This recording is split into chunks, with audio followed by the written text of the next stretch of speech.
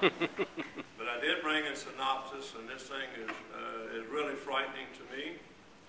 I have reviewed it more than once.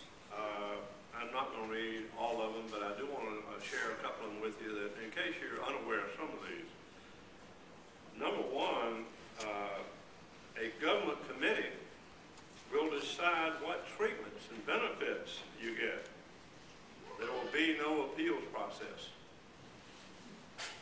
The Health Choices Commissioner will decide health benefits for you. You will have no choice whatsoever.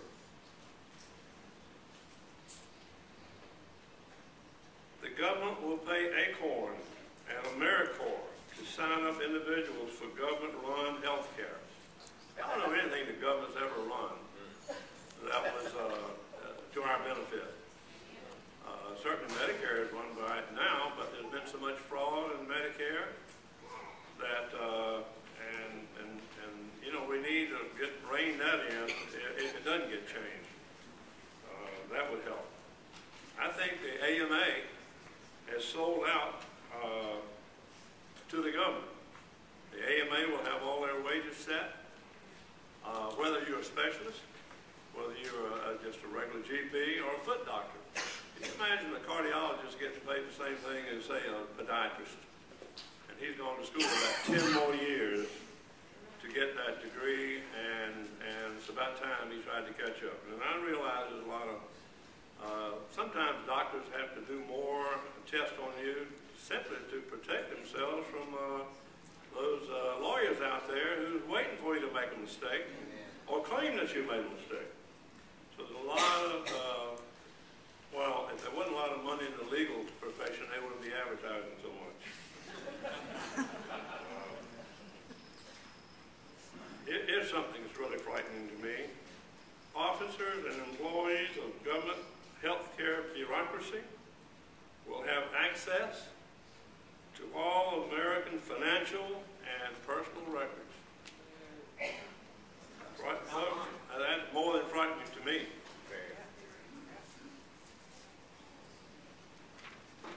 Let's see. Well, that's essentially what I had to go over. In case any of you do not have a synopsis of this, you can easily get it online. But you're talking about rationing health care. It scares me to death that some bureaucrat in Washington is going to dictate to me, and they don't know me, I'm a number to them, what care I'm going to get. They look at your age. They look at what's wrong with you. They factor in how many more years you got to live. And they will deny it or agree to it. Now, who wants that? We've never had that before. Everybody's entitled to a life as long as they can possibly live. And I think doctors will try to see to it that unless you've got a living will, well, everybody should have a living will anyway. But everyone wants to live as long as they possibly can. We don't want any assisted suicides and things like that, euthanasia. But now we can gripe about these things all we care to do. But unless we do something about it, it means nothing.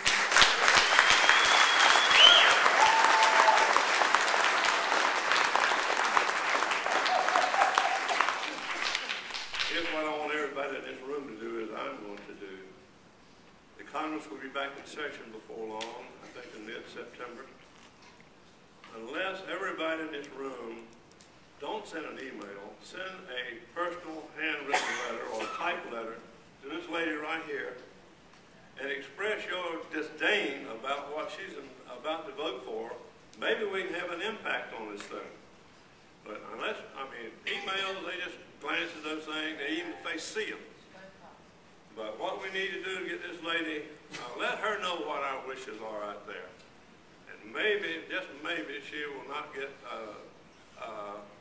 all twisted up and just do a yes vote to please Obama. And I thank you for your time. Just want to share a few things with you that concerns me.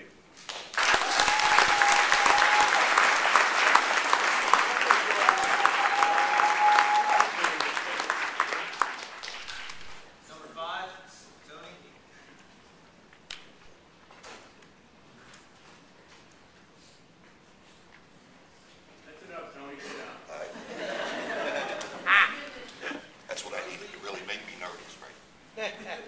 Can everybody hear me? Yes. Of course, I have concerns about health care, but I have deeper concerns. And I'd like to ask Senator Hagan why I should give any census information to Acorn or Union.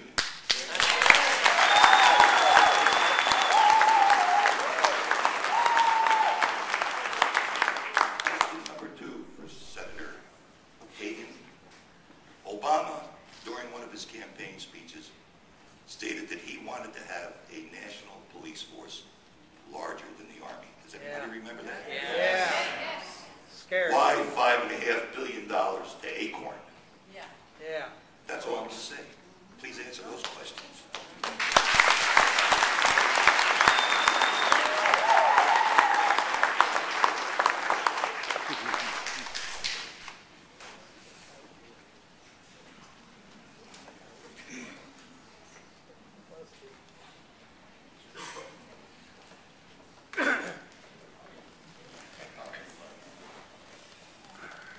Hi, I'm Doris Markey from Wilmington. My concern is about the 3 appointees that Obama has made, and that concerns Peter Singer, Cass Sunstein, and Ezekiel Emanuel, Rom's brother.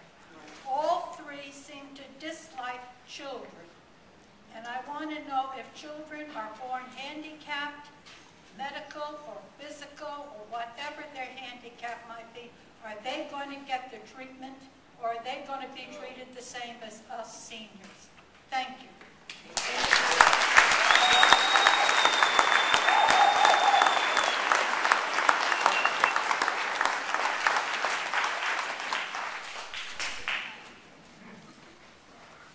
Good afternoon. I'm Bill Fitzpatrick. I live in Wilmington in the Pine Valley area.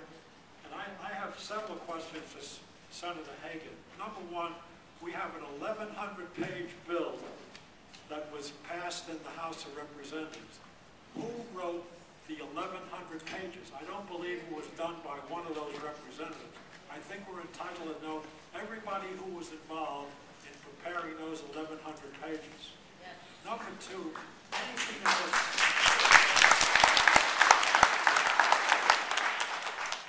that's 1,100 pages is going to be government control. It's not going to be an individual. If they're going to pass a bill, it should be 5 pages. Then everybody can understand.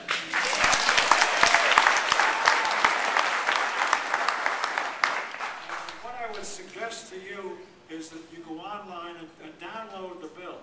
But don't download a summary. Download the act. Get the pages that you think are important and download. Let me just give you an example. Here's the thing on the Health Benefits Advisory Committee. Is established a private public advisory committee. Then go on and go on and says the membership is the Surgeon General is the chairman. The president appoints 9 members by the president. Then there's furthermore another 7 members by the president.